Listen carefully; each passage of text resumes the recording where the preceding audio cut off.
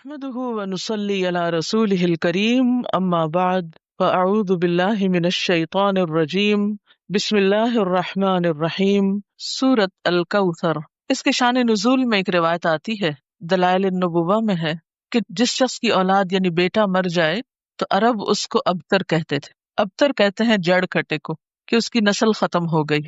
جس وقت آپ کے صاحبزادے قاسم یا ابراہیم کا علیہ السلام بچپن میں ہی انتقال ہو گیا تو کفار مکہ نے آپ کو ابتر کہہ کے پکارنا شروع کر دیا یا تانا دینے لگے۔ ایسا کہنے والوں میں عاص بن وائل کا نام خاص طور پر ذکر کیا جاتا ہے۔ اس کے سامنے جب آپ کا ذکر کیا جاتا، آپ کی کوئی بات کی جاتی تو نفرت سے کہتا اس کی بات چھوڑ دو، یہ کچھ فکر کرنے کی چیز نہیں، کیونکہ وہ تو ابتر ہے، اس کو ختم ہونے دو، اس کا تو کوئی نام لینے والا بھی باقی نہیں رہے گا۔ جب اس کا اپنا انتقال ہو گیا تو کوئی بھی اس کو یاد نہیں رکھے گا، کیونکہ عربوں کے ہاں بیٹے ایسی چیز تھے جن پر وہ بھروسہ رکھتے تھے اور جنہیں اپنی شان اور عزت کی چیز سمجھتے تھے، تو اس پر اللہ تعالیٰ نے آپ پر یہ سورت نازل فرمائی۔ بسم اللہ الرحمن الرحیم، انا اعطیناک الکوثر، بے شک ہم نے آپ کو کوثر عطا کی۔ کوثر کا لفظ کاف سے رے سے ہے، کثرت کے معنی میں۔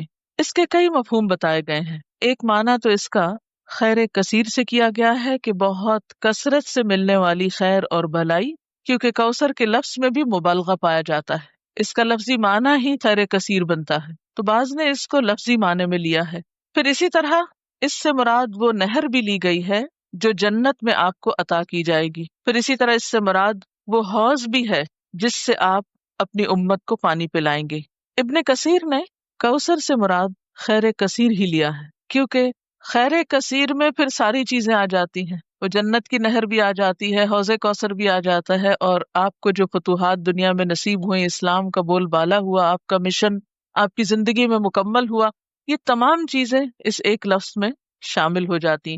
گویا جتنی نعمتیں آپ کو ملیں ان سب کے لیے ایک جامع لفظ ہے کہ آپ کے دشمن آپ کے بارے میں جو بھی کہیں، لیکن ہم نے آپ کو خیر کثیر عطا کر دی ہے، وہ خیر کثیر جس کا سلسلہ دنیا سے شروع ہو کر آخرت تک جاتا ہے، یعنی صرف آخرت میں نہیں دنیا میں بھی آپ کو خیر کثیر عطا ہوئی۔ اس کے بارے میں کچھ احادیث بھی ہیں۔ حضرت انس کہتے ہیں کہ ایک روز آپ صلی اللہ علیہ وسلم مسجد میں ہمارے درمیان تھے، اچانک آپ پر ایک قسم کی نیند یا بے ہوشی سی طاری ہوئی، پھر ہنستے ہوئے آپ نے سر مبارک اٹھایا۔ ہم نے پوچھا، اے اللہ کے رسول صلی اللہ علیہ وسلم، آپ کے ہنسنے کا سبب کیا ہے؟ آپ نے فرمایا کہ مجھ پر اس وقت ایک سورت نازل ہوئی ہے، یعنی اس سورت کے نازل ہونے پر آپ مسکرائے۔ پھر آپ نے بسم اللہ کے ساتھ یہ سورت کوثر پڑھ کر سنائی، پھر فرمایا تم جانتے ہو کوثر کیا چیز ہے؟ ہم نے کہا اللہ و رسولہ عالم۔ آپ نے فرمایا یہ ایک نہر ہے جس کا میرے رب نے مجھ سے وعدہ فرمایا ہے، جس میں خیر کثیر ہے، اور وہ حوض ہے جس پر میری امت قیامت کے روز پانی پینے کے لیے آئے گی۔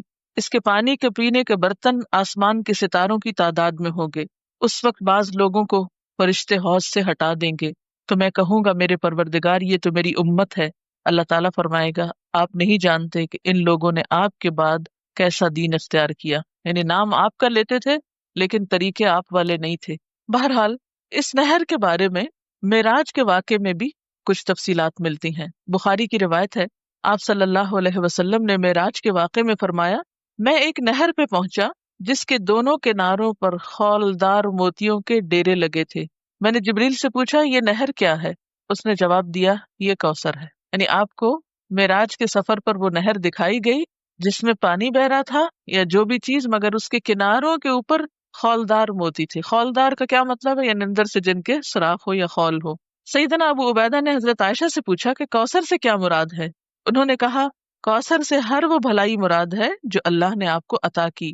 ابو بشیر کہتے ہیں کہ میں نے سعید بن جبیر سے کہا، یعنی مختلف لوگ اس کے بارے میں سوال جواب کرتے رہے کہ لوگ کہتے ہیں کہ کوثر جنت میں ایک نہر کا نام ہے۔ سعید نے جواب دیا جنت والی نہر بھی اس بھلائی میں داخل ہے جو اللہ نے آپ کو عطا کی ہے۔ گویا مختلف آراء ہیں اس بارے میں، لیکن حقیقت یہ ہے کہ اس میں وہ تمام بھلائیاں شامل ہیں جو اللہ سبحانہ تعالیٰ نے رسول اللہ صلی اللہ علیہ وسلم کو عطا کی۔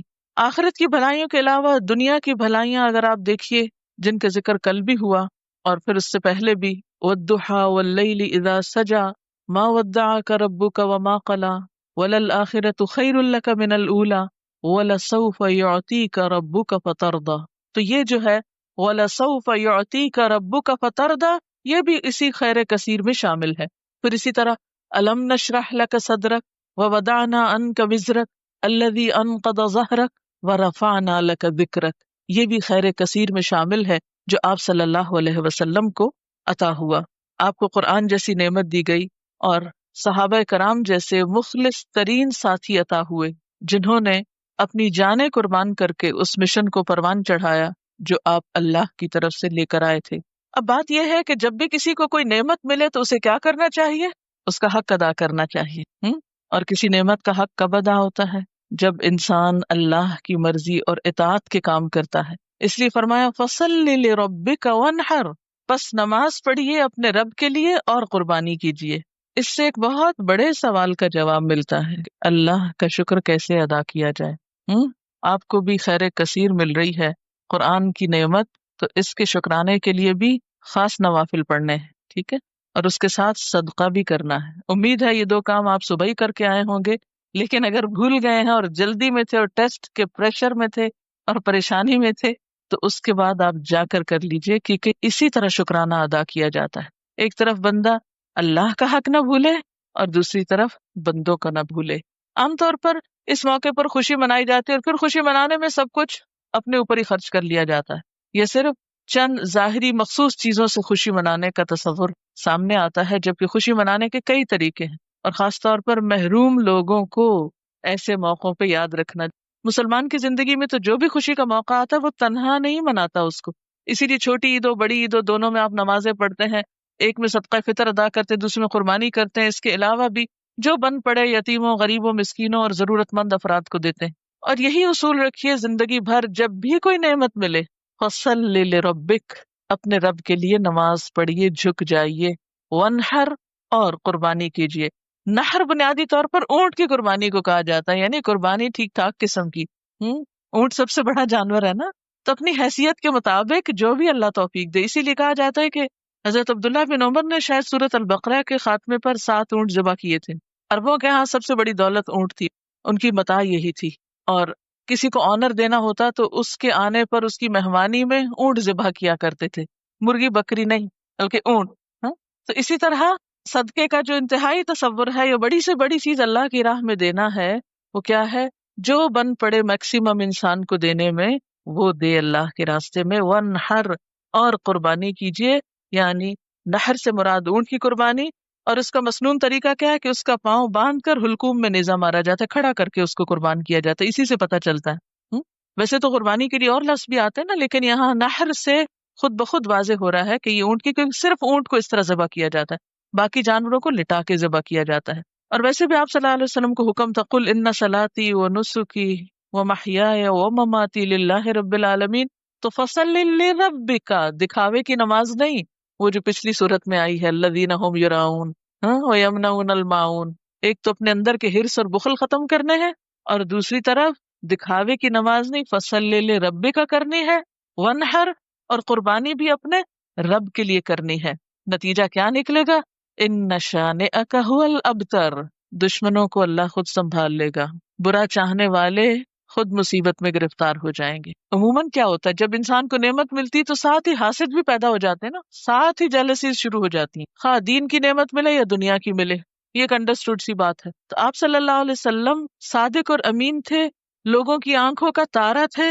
جب سے آپ کو نبوت ملی، ابو جہل ابو لہب ناراض ہو گئے، ساری حمایتوں سے دستکش ہو گئے، اپنے ہی خاندان کے لوگ مخالف اور دشمن ہو گئے، ادھر اہل کتاب دشمن بن گئے ہیں۔ ان کو کیا ہوا؟ وہ تو اتنے انتظار میں تھے، ان کو بھی حسد مار گیا کہ ہمارے قبیلے سے کیوں نہیں آئے، ہماری بنی اسرائیل میں سے کیوں نہیں آپ نکلے۔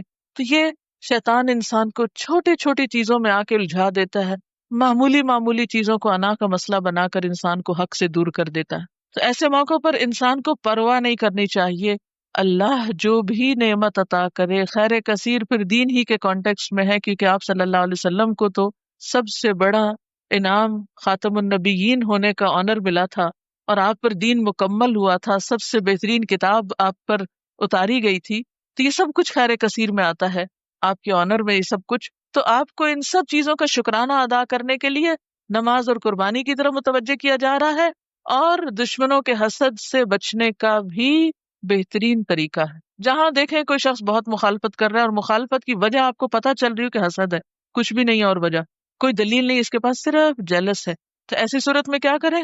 2 نفل پڑھ کے اللہ سے مدد مانگے. کسی قسم کی پریشانی کی ضرورت نہیں، اللہ کے حضور جھک جائیں، دعا کریں. نمبر 2، صدقہ خیرات کریں. یہ 2 طریقے دنیا میں انسان کو پروٹیکٹ کرتے ہیں. وَاسْتَعِینُوا بِالصَّبْرِ وَالصَّلَاةِ، اور دوسری طرف صدقہ اللہ کے غضب کو ٹھنڈا کرتا ہے اور انسان کو آفات سے بچاتا ہے. اور نماز کے اندر پھر دعا بھی شامل ہے. ادھر سے مصیبت اتر رہی ہوتی ہے، ادھر سے دعا اٹھ رہی ہوتی ہے، جو بھاری ہو وہ دوسرے پہ غالب آ جاتی ہے. فرمایا ان شانئک ھو الابتر، تیرا دشمن جڑ کٹا ہو جائے گا، اس کا کوئی نام لیوا باقی نہ رہے گا. شانے کہتے ہیں بغض رکھنے والے دشمن کو، عیب لگانے والے کو. شنآن قوم، پیچھے لفظ آپ پڑھ چکے ہیں، اسی روٹ سے ہے. ایسا دشمن جو بدخواہ بھی ہو اور کینہ پرور بھی ہو، عداوت بھی رکھتا ہو، بغض بھی رکھتا ہو. اور یہ دشمنی کا تیسرا اور انتہائی درجہ ہوتا ہے. قریش مکہ آپ کے ایسے ہی دشمن بن گئے تھے، تو اس لیے آپ صلی اللہ علیہ وسلم کو تسلی دی جا رہی ہے، آپ کا نام بلند رہے گا. وَرَفَعْنَا لَكَ ذِكْرَكَ، اور آپ کے دشمن جڑ کٹے ہو جائیں گے. اور یہ حقیقت آج دیکھیں ہر نماز میں، ہر اذان میں، دنیا کے اربوں خربوں مسلمان دن میں کئی دفعہ آپ کا نام سنتے ہیں، پڑھتے ہیں، درود شریف پڑھتے ہیں آپ پر. ایک دن میں پوری دنیا کے مسلمانوں کے درود شریف کو آپ جمع کر لیں، اگر ویسے بھول بھی جائیں تو نمازوں میں ہی جو درود شریف ہے تو کتنا آپ کا نام لیا جاتا ہے، کتنا آپ کا ذکر خیر کیا جاتا ہے، کیسی کیسی آپ کی تعریف ہوتی ہے. اور یہ سلسلہ قیامت تک چلتا ہی جائے گا، بڑھتا ہی جائے گا. یعنی آپ کے دور میں جتنے لوگ آپ کا نام لینے والے تھے اس سے اب تعداد میں کتنے زیادہ ہیں جو آپ کا نام لینے والے ہیں. اور پھر قیامت کے دن بھی اللہ تعالیٰ آپ کو مقام محمود عطا کرے گا جب ساری مخلوق کی زبان پہ آپ کی تعریف جاری ہو جائے گی. اور آپ کے دشمنوں کو کیا ہاتھ آیا؟ جب تک تاریخ کی کتاب اٹھا کے نہ دیکھیں نہیں پتا چلتا عاص بن وائل کون ہے، نہیں پتا چلتا ابو جہل کا نام کیا تھا اور ابو لہب کا نام کیا تھا اور وہ کیا کرتے تھے اور ان کا کیا معاملہ اور قصہ تھا، عام لوگوں کو نہیں پتا. اور اس کے مقابلے میں آپ صلی اللہ علیہ وسلم کا نام ہمیشہ کے لیے بلند ہو گیا. اس سے جو بات ہمیں پتہ چلتی ہے اور جو سبق سیکھنے کا ہے وہ کیا ہے کہ انسان اللہ کی نعمتوں پر نظر رکھے، پازیٹو سوچ اختیار کرے، نعمتوں کا شکرانہ ادا کرے، نعمتیں اور ملیں گی. مخالفتوں کی پرواہ نہ کرے، مخالفتیں دم توڑ جائیں گی، اس لیے کہ اللہ سبحانہ و تعالی خود حفاظت کرنے والا ہے. جو شخص اپنے رب کو منانے اور راضی رکھنے میں کامیاب ہو گیا وہ محفوظ ہو گیا. جس نے رب کا سہارا تھام لیا، جس نے اس پہ توکل کیا، جو اس کی مدد کے لائق ہو گیا، جس پر اس کا فضل ہو گیا، پھر اس کے لیے کوئی بھی پریشانی باقی نہ رہے گی انشاءاللہ.